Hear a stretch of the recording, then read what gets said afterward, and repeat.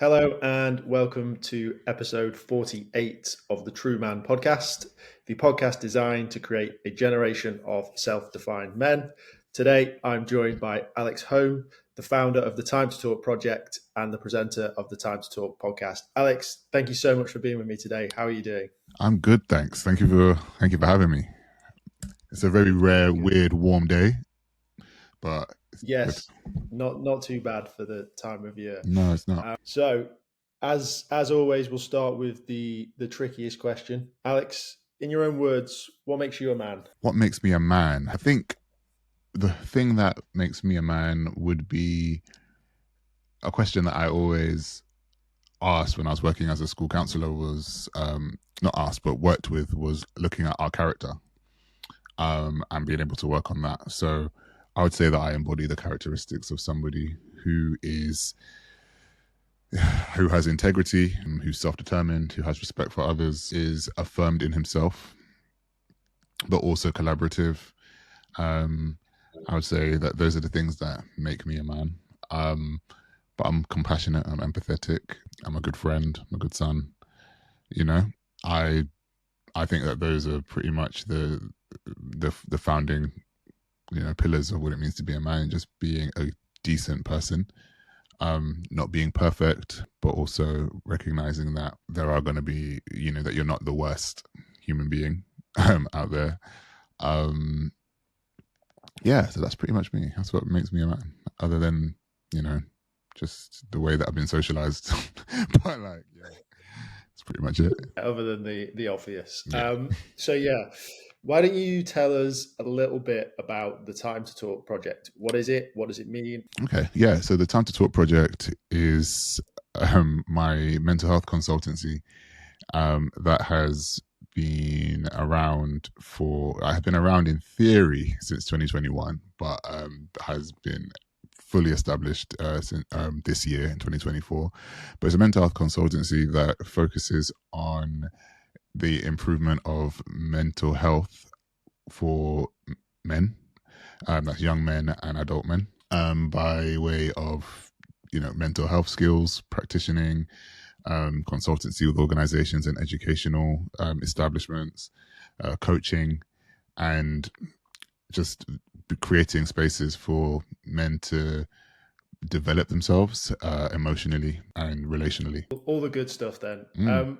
When someone gets into this space, I always find there's a little bit of a story. So what's the backstory to Alex? How did he end up coming into this space? Well, it's a very it's a varied story. So I'm trying to think if I can refine parts of it. But I came back to the UK in 2015 after teaching abroad for a year after graduating. And I found very quickly that London being London, and having moved back from a country that was very slow, I was on an island called Reunion, that's in the Indian Ocean. Moving back to London and being back in this rat race and slotting back into society in the way that you left it. So I ended up moving back home, and I'm the eldest. So I ended up slotting back into that position. At home, I began to realize that the friends that I had left in London when I was 18, before I went to university and came back, they weren't there, and they weren't in the same places mentally as I was. I traveled quite a bit. I had been out of the city, and I came back and I realized very quickly that I was quite lonely. And there was no one to really connect with, in a sense. I went into journalism after graduating. I think when I was abroad, I was looking at things to do. I wanted to write for a living, and I wanted to have a radio show. Coincidentally, I arrived at doing both of those things through the podcast and writing a book, but I'll get to that. But I got to London, I got to the UK, and I went straight into this rat race, being a journalist, working in big newspapers. And pressure of being in those spaces was very, very overwhelming. And looking back on it now, I think if I had gone into those areas and those spaces as the person I am now, I probably would have been able to stomach it for quite a bit of time. But the way that I was at that time, I was very unsure of myself, didn't have much confidence in both myself, others, and the world. I was very much just kind of floating. I was doing things that I just for the sake of doing them. I didn't even have reasons for anything. I presented as if I had my head screwed on, and to an extent I did, but I just wasn't sure about a lot of things. So I was in this space, this 200-year-old newspaper, very aware that I was the only Black man in this space, experiencing challenges that I felt were very specific to my demographic, but others would kind of think otherwise to that. So I was being paid less. I was being overworked. I was having my work checked and scrutinized. I was, it felt like I was being victimized in a lot of different ways. And that put a lot of pressure on me because I felt like I had to be the best version of myself all the time. I had to be perfect in this space. And, I took myself very seriously, and it wasn't helpful. It wasn't useful, in any way. And, I was doing that, but I was also trying to do quite a few side projects at the same time to kind of give myself a bit of freedom. So I started a books podcast, and that was kind of growing quite quickly and quite rapidly at the time. So a lot of I didn't really have much balance in my life. So I had Monday to Friday, I was working at this at this newspaper. Some Saturdays I was working. But I was working those weeks, and then I was kind of running to do this podcast, and then the podcast was growing, and then I was working, and it was really intense. And I just found myself just getting overworked and burning out. That plus the fact that I was trying to make friendships, I was trying to live and have an adult life where I was being social and whatnot. And I just couldn't manage it all. I was it felt like I was trying to run with the big boys.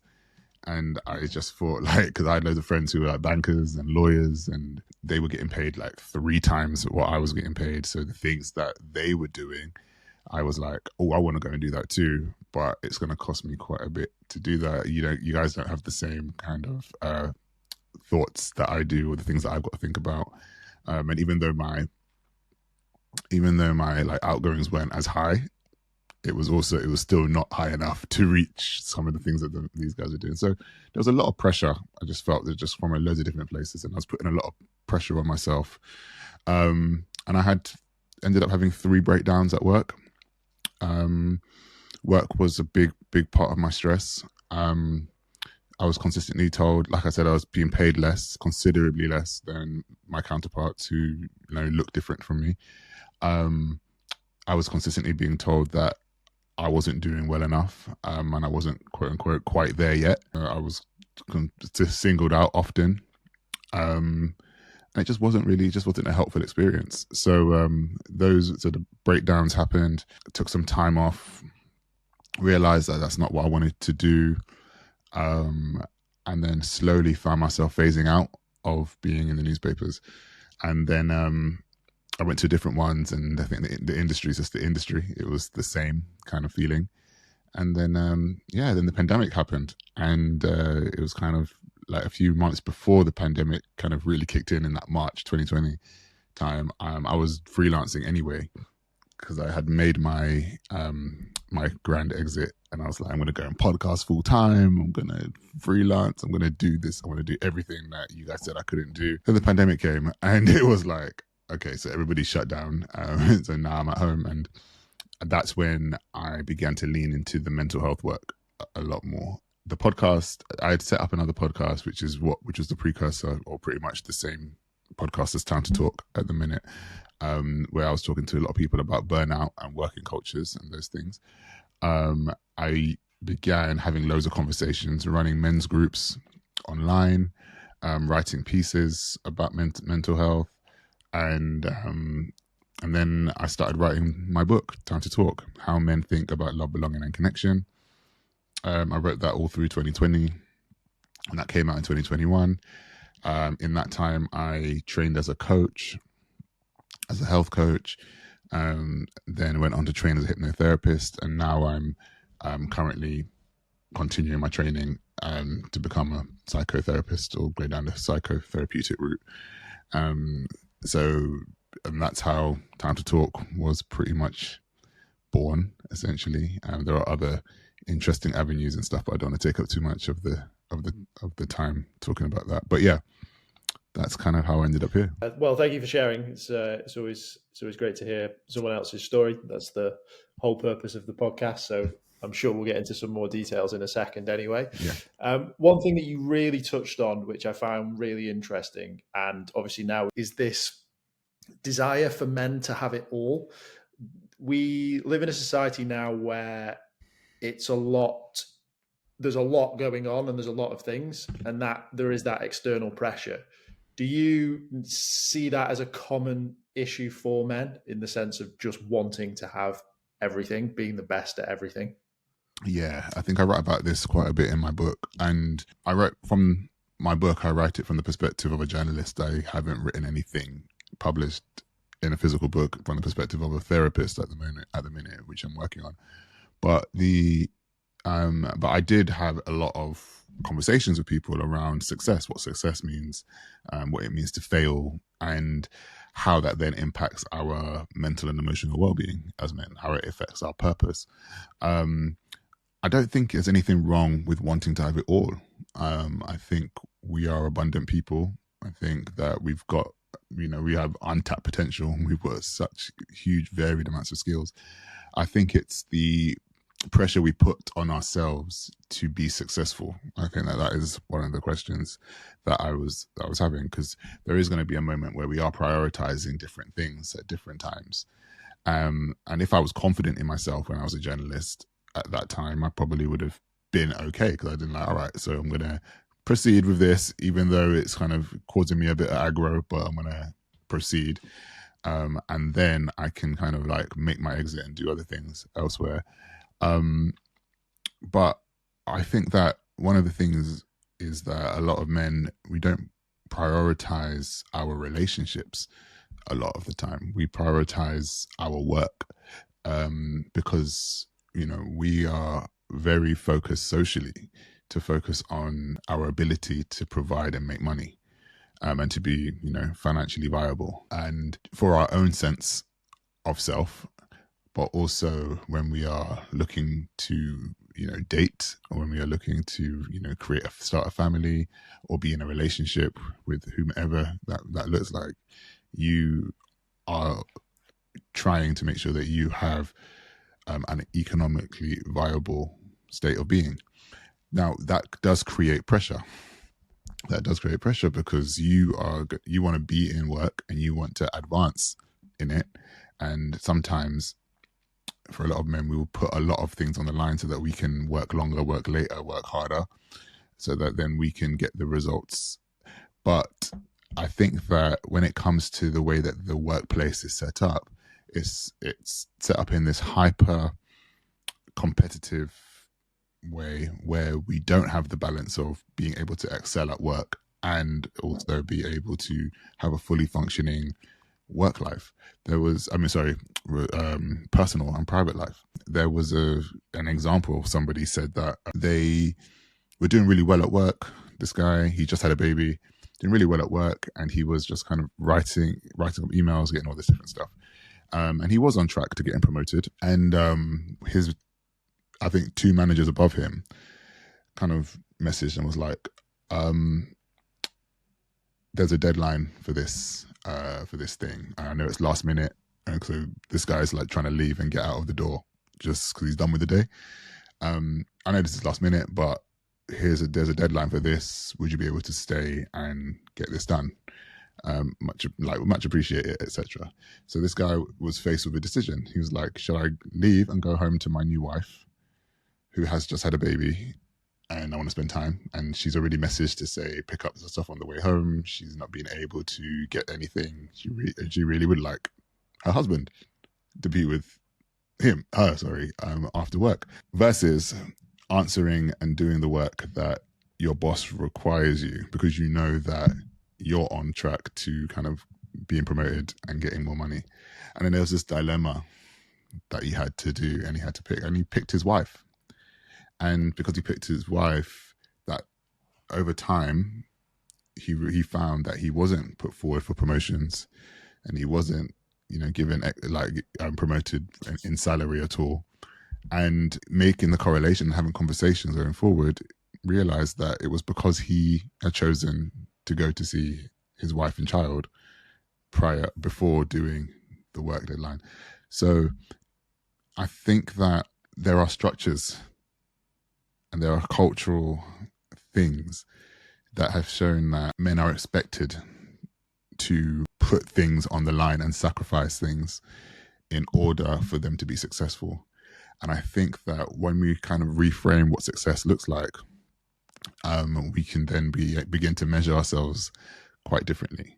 Now, I personally think that having a successful relationship, being a present father, being a present partner, is far greater than being the general manager of X, Y, and Z. The family for me will always come before the work at any given point. Yeah. I don't know. What do you think? It's interesting that there's that traditional element that's still there, right? Of like, I need to be a provider and I need to do this. Let's take London for an example. It's almost impossible to be a sole provider and live in that traditional way of being without being in the 1% of earners and actually achieving that.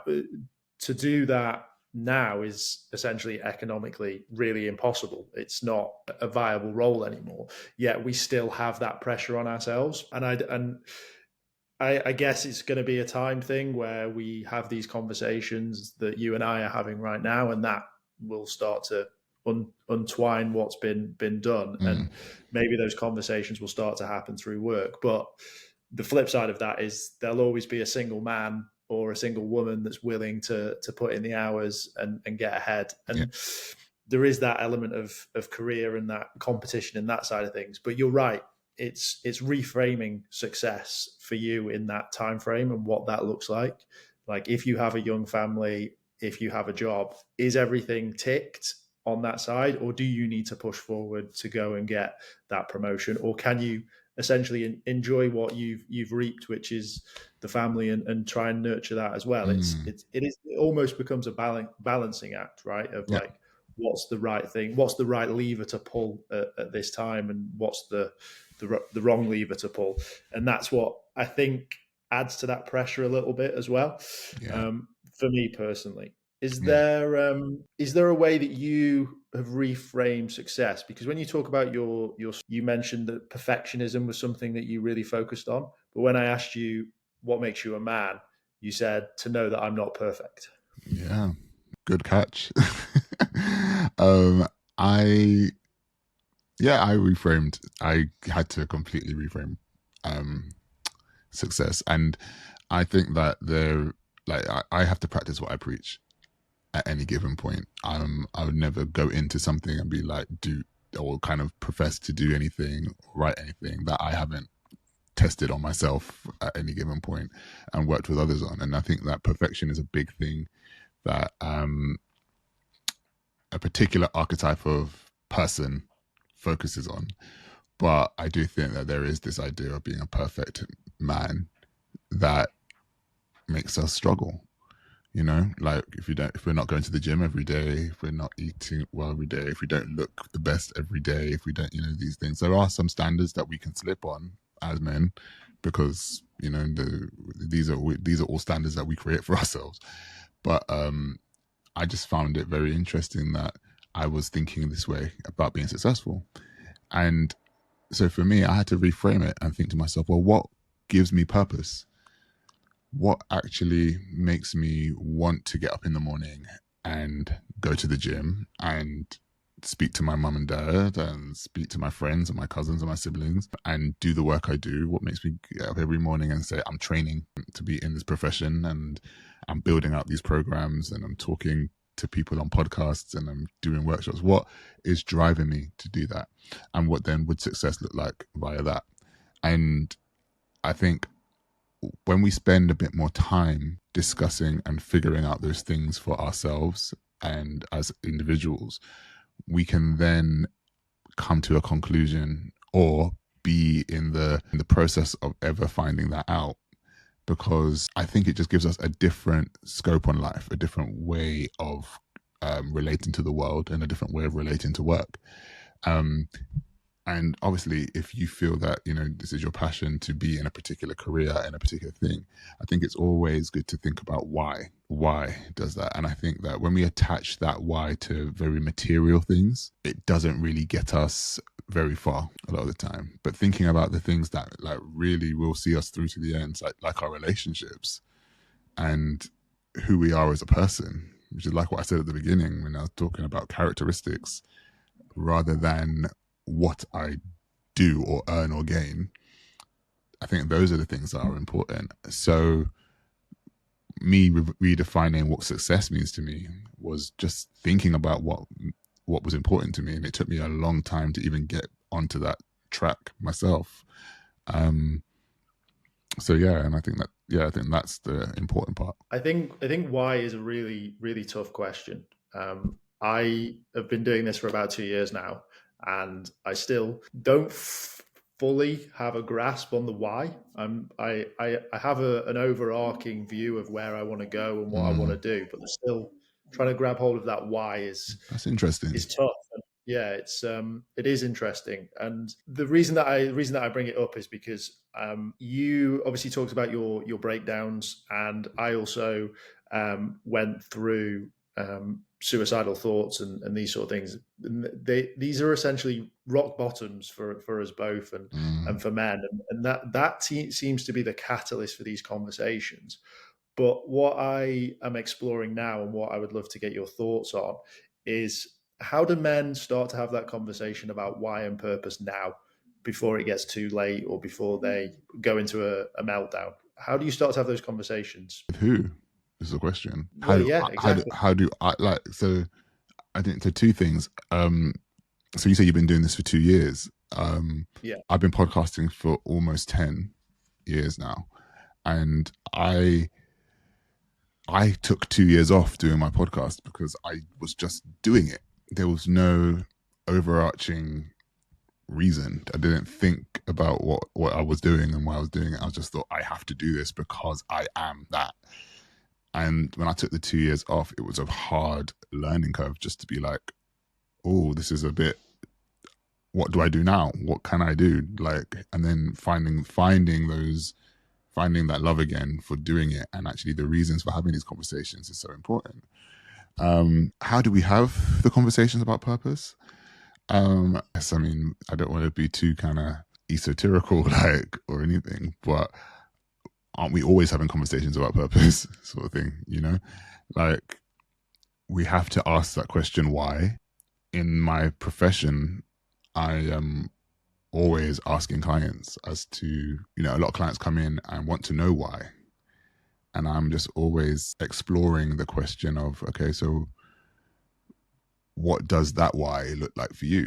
Because I can't tell you what your why is. You know that inherently. And I do feel that as people, we have all the answers ourselves. We have the answers internally, like what's going on. And obviously, depending on your spiritual makeup, you don't have that, you explore that spiritually to think to yourself that, that is these things are, ordained for you, and created out for you. But our inherent, intuition and feeling is that spiritual compass as well.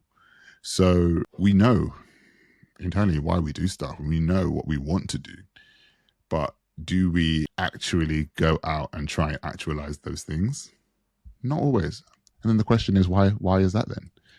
And it usually boils down to a few things. And one of the main things is fear. So trying to understand what that looks like. And I was scared for a long time. Scared to lose my job, because then if I lost my job, I wouldn't have any money. If I didn't have any money, I couldn't do things and I'd be destitute. That was the part. If I didn't have any money, I'm not a man. If I didn't have any money, I've failed. Stopping you from doing the stuff that you want to do is only going to make you be living a half life, and that's not fun for anybody. No, it's not. Do you think all men are considering their purpose and asking why? Do you genuinely believe that? I believe that men are asking themselves a lot of questions generally. I think that's been clear for years. I just think that the conclusions we come to aren't always what they need to be. So we're asking ourselves questions now a lot more about what it means to be a man. That was your opening question. What does being a man mean to you or look like to you? And we're asking those questions a lot more now, because we're trying to figure out whether what we've been taught versus what we feel matches up. We're being presented with a version of masculinity that we don't always feel is congruent to us. To the wide majority of men, we also feel that there are things happening in the world which are there to kind of deconstruct who we are. And because we just exist in a world where we are kind of told, just, you're a boy, do this. You're a teenage boy, do this. You're a young man, do this. You're a man, do this. You're an old man, you can't do that. Like, there are just so many different things that we just restrict ourselves with as we age, within reason, because there are some things that without boundaries or adequate legislation, people start to do strange things. But as you navigate the world and as you kind of pursue certain things, you're trying to understand who you are as you go. And I think for time immemorial, we've been really exploring this idea of who we are. And men have for generations asked that same question: who am I, and what does this mean for me? And I think it is a huge part of the male journey to kind of figure that out. But I just think that nowadays, I think we're trying to come to the answer very quickly, and we want to be this. And again, it feeds back into that kind of perfection thing, that immediacy, that just wanting to be the ideal man, when we really could just take it easy and recognize that this is a journey. And if you're familiar with the hero's journey, it's not the easiest path at any given point, but we all go through it in a particular way. Yeah, it's a nice way of putting it, because you always hear questions like, what would you say to your 18-year-old self, or what would you say to a 14-year-old you? And my logical response to that is, it doesn't really matter, because he wouldn't have listened anyway. And it's a case of this journey of life is important, and it is where most of the lessons sort of unfold. And the whole point of life is to live it, right? It's not to sit in silence. But I do feel a lot of men do sit in silence, or as you put it, live in fear of the other side of that voice. Is there anything that you can think of, or anything that you can suggest for maybe some men that are in that situation to sort of make that first step? First step to coming, you essentially took what you felt was the norm, right? Which was to get a good job, work hard at it, get all the way up to the top, and that would have been success. But during that and unraveling of that, the questions that you were asking yourself was, is this what I want to do? Is this the right place for me? And then you answered those questions by moving and doing other things. Whereas there's probably a peer that you worked with that's probably sat on the desk opposite where you sat, who has the same thoughts as you, but is still sat there. Yeah. It's so funny, because I did have a colleague, and one day he just didn't come back into work. He just wasn't brought back in, because he on a night out, on I think it was a Christmas do or something that we had, or a party, or because I was on the entertainment desk for a while for an entertainment party, he got himself caught up in quite the scandal. Let's just put it that way. One thing I did notice about him was that he didn't spend much time being introspective. He was very, very, very externally focused.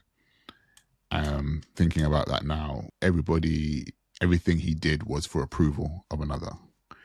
And I think that for young men in particular, I do think that there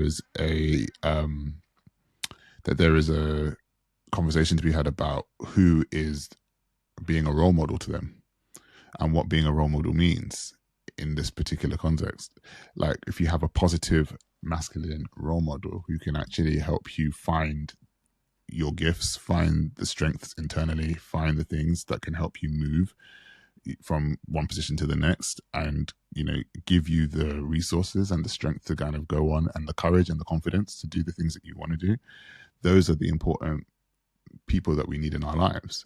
So I'd say probably the first thing that any young man could do is find a mentor, find a coach, and get into therapy to begin that work of being able to speak about what's going on, being able to rework the beliefs that we hold about ourselves, reestablish our values, and then kind of looking at our peer groups and understanding who's around us.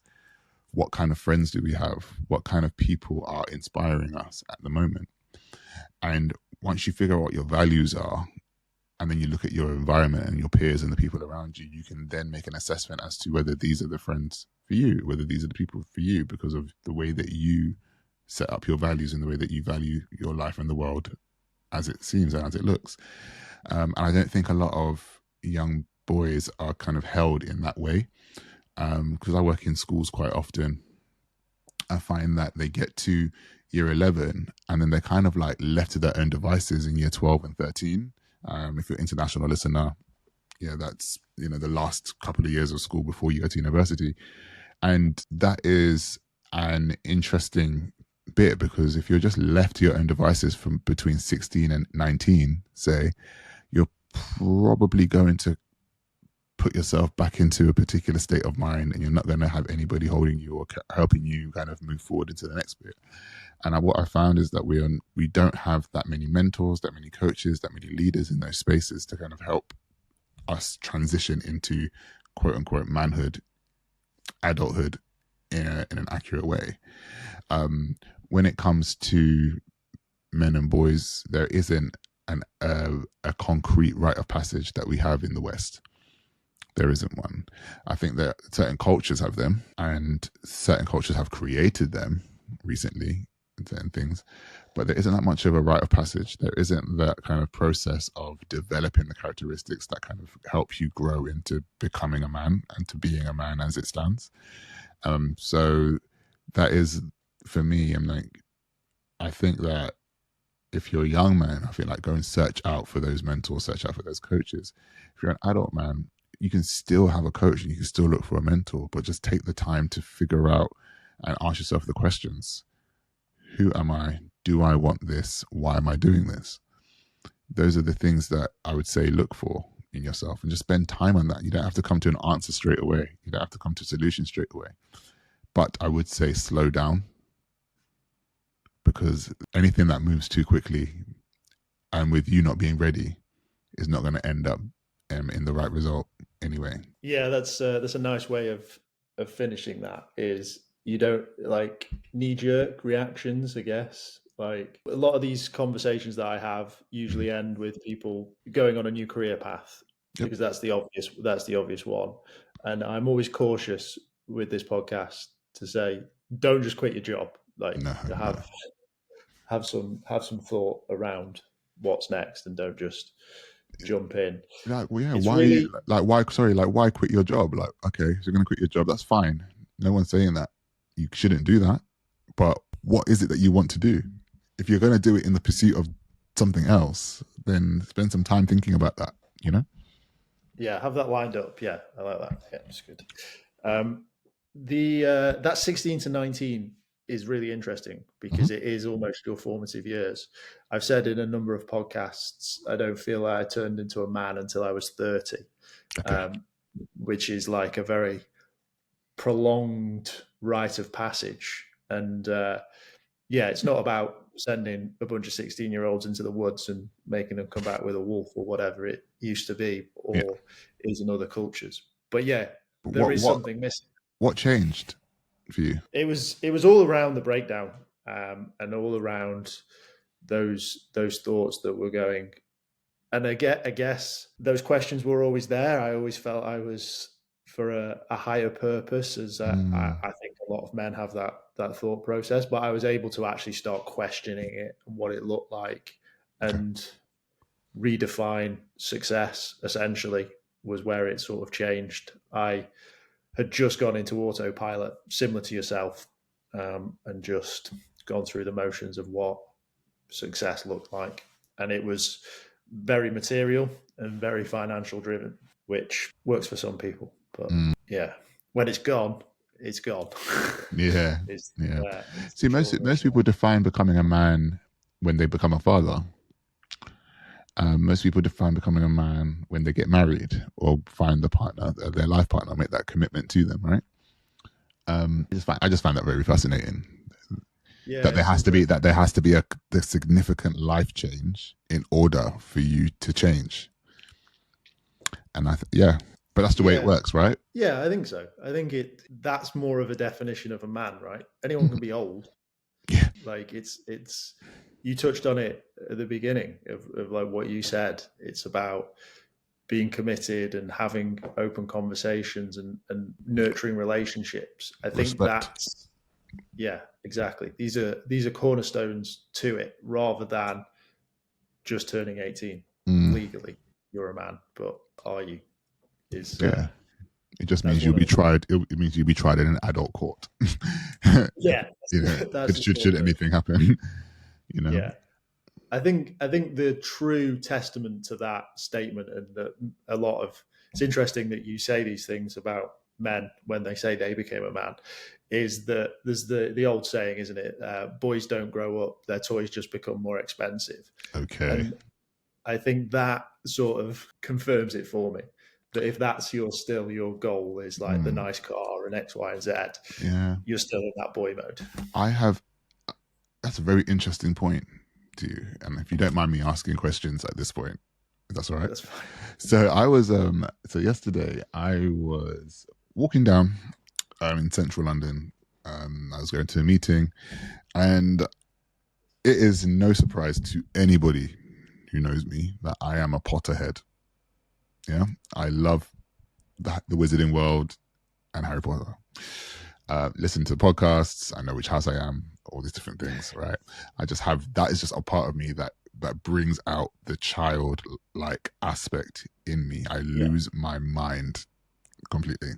I'm brought back to being 11, 10, reading the books for the first time, watching the films for the first time. When I see men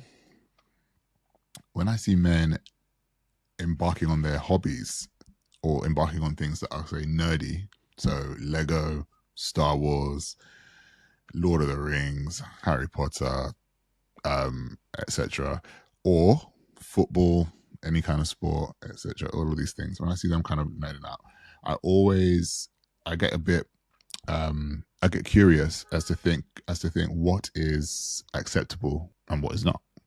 We accept men acting childish and kind of loud when it comes to sport, but should they be interested in probably the more nerdy things, pretty much innocuous stuff, like, things that are just probably just a bit, they're, a bit more introverted things just to themselves and stuff.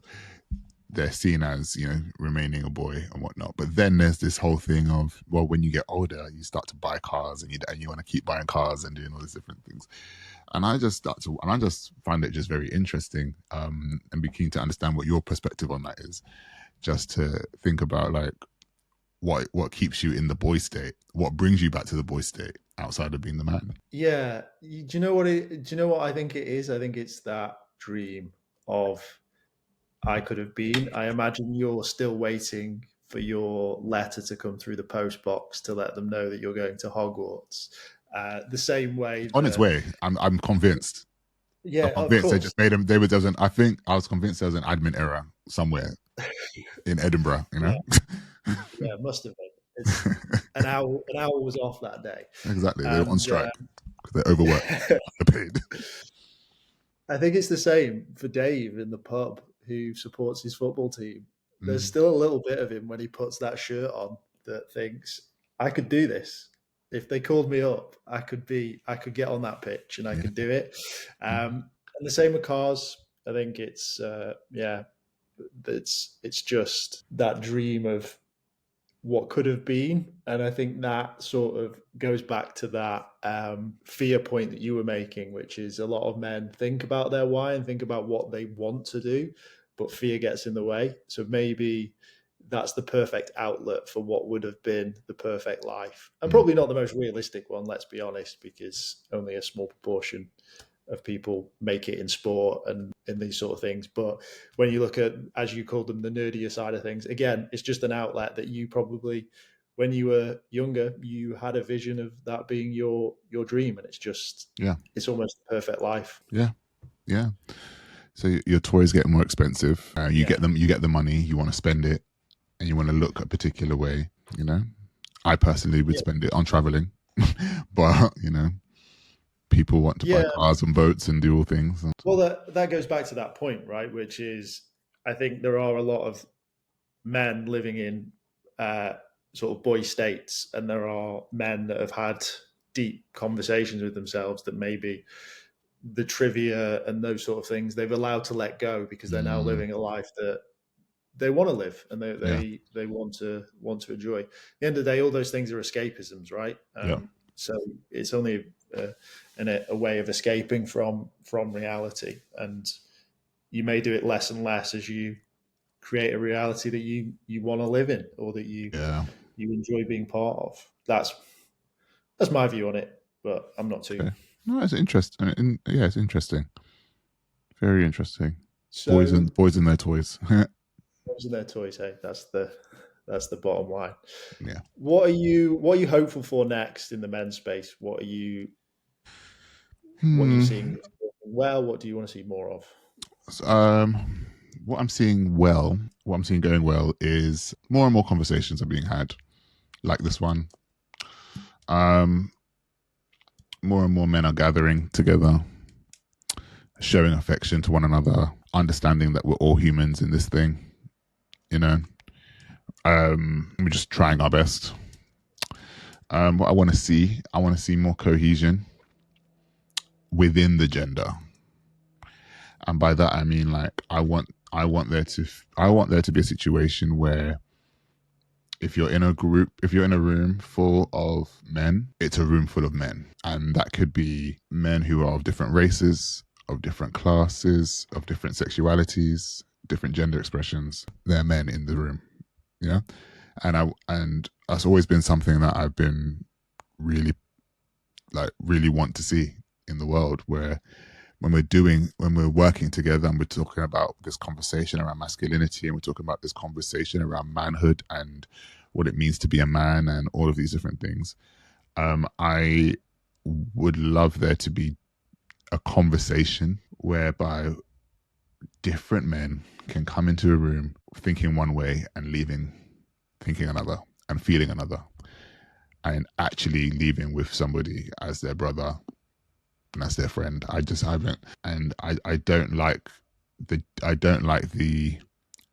divisive nature of masculinity, of men, of trying to kind of of one-upmanship and challenge and doing all these different things.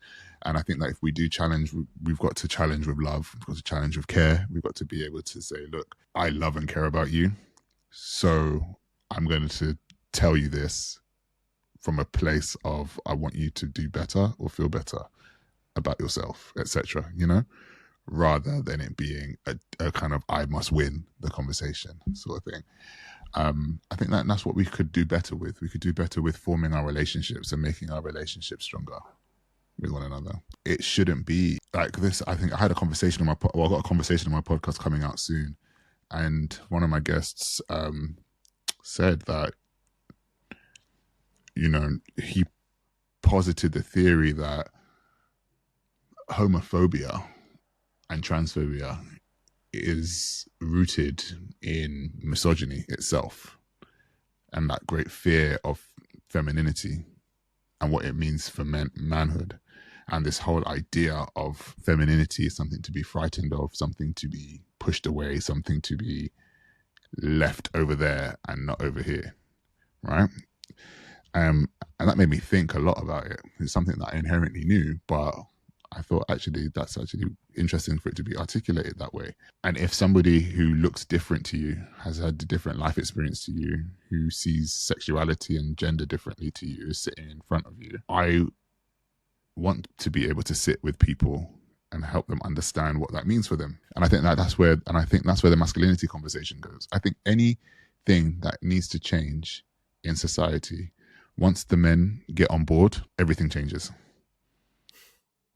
Once the men get on board, everything changes. And I just don't think we're getting on board with a lot of things. So it's like we're in this kind of fractional thing. Women will always make things change. They will always push for change. The whole nature of womanhood is change. And I think that men need to kind of look inward and think to themselves about what that change looks like for us as well, because we're all about direction.